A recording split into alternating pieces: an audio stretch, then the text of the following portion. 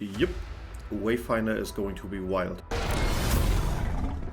So, Grendel, the newest Wayfinder, will finally make his way into the game in the coming weeks. According to the developers, the character will be released at the latest by the end of Q1, along with the new max level open world zone Frostmarch. The mercenary warrior Grendel is one of the most anticipated and newest additions to the game and has been teased and even be confirmed for a while now. But until the 10th of January, we didn't have official confirmation that we would be able to play him anytime soon. According to the newly released roadmap by Airship Syndicate, however, which we will cover in minute detail in this video as well, Grendel is set to release in Q1 of this year, which, yes, technically runs until end of March, but since we already have the middle of January and February is a short month, we can safely say that the brutal mercenary cat guy will drop in the coming weeks. However, we still have to see him in action. Until now, we have seen no gameplay trailer of Grendel, but to set things right, we did get a pretty cool anime-style cinematic when Airship Syndicate brought Wayfinder to the Tokyo Game Show last year, which plays in the background. And judging from this cinematic, we will get a pretty angry piece of Wayfinder with Grendel. I wouldn't be surprised if some of his abilities revolve around him going full enrage or jumping head on his enemies. A total wildcard, however, will be his signature weapon. Judging from the few images we have, Grendel is mostly seen with an X-type weapon, which seems to be a heavy two-handed melee weapon, a weapon type Wayfinder has already covered. So if you are hoping for a new weapon type at the release of this new Wayfinder, I personally wouldn't bet on it. Nonetheless, I'm quite positive that Grendel will be a blast to play and fill the niche of a fast-paced heavy bruiser in the game. Alright, and since we've talked about Frostmarch a bit already, let's see what we know about the zone so far.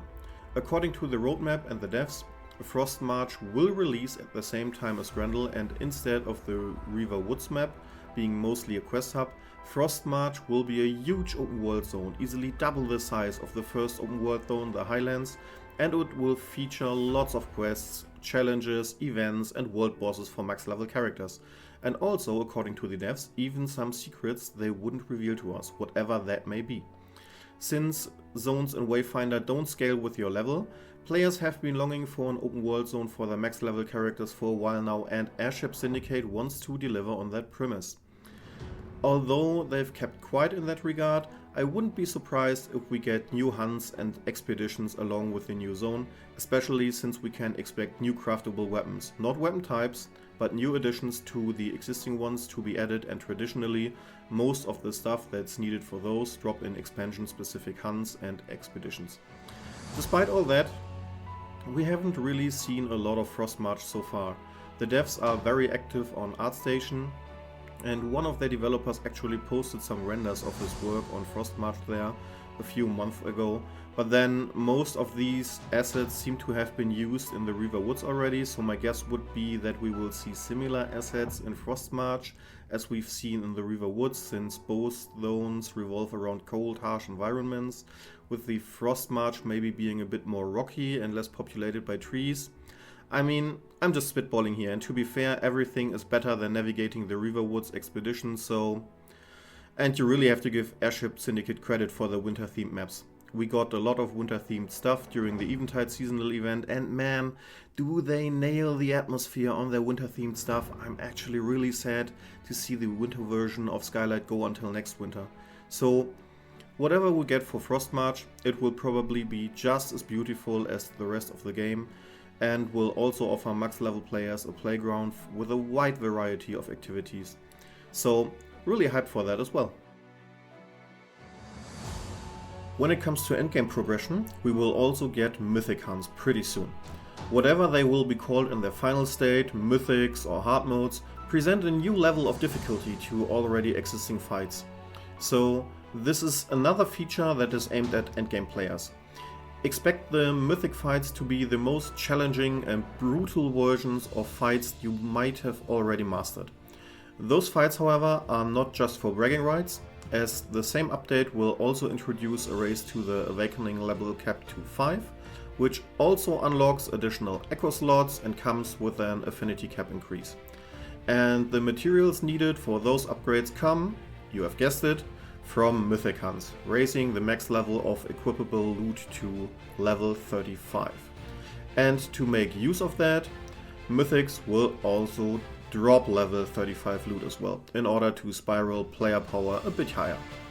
To top it off, we will also see the introduction of Armory ranks, a secondary progression system for weapons, and also the Archetype system, a progression system that will work across different Wayfinders and will come with a full-fledged talent system at later stages. However, information for both systems are a bit sparse at the moment, and I would count on having any iteration of them during Q1 of 2024, and if so, maybe only a baseline version of them, so we'll just have to wait until more information is available. But to be fair, Mythics and the new Awakening levels will be more than enough to sink your teeth into and grind to your heart's content, especially because a new reward tower will be available as well when Grendel at Frostmarch drops, so we will probably have content for a month to come in this update. If you think that all this stuff seems to be quite a lot of content that is coming in the following weeks, well, there is even more, and the devs have already delivered parts of their roadmap. Job boards, for example, a new form of daily and weekly quests, are live since the 10th of January as well, and provide players with daily and weekly tasks in the open world as well as in the various expeditions. By completing those quests, you will get not only XP caches that you can use on any character or weapon you like, you will also get memory fragments, gold and tower XP along the way. In fact, doing the daily and weekly quests gives you a fair amount of tower XP and allows you to reach out for that sweet unlock that you might have already been working towards. Completing like 3 days worth of daily quests and your weekly tasks will unlock a weekly cosmetic reward that resets each week to further incentivize doing these quests. Oh, and by the way, if you happen to be stuck on a certain daily quest, be sure to check out my various YouTube shorts that will cover every daily and weekly task that might not be very obvious at first glance. And if you stuck with me until now, or found my shorts helpful, I'd be very grateful if you would hit that sweet subscribe button or leave a like, just so I know I'm on the right track. I'd really appreciate it. Thanks.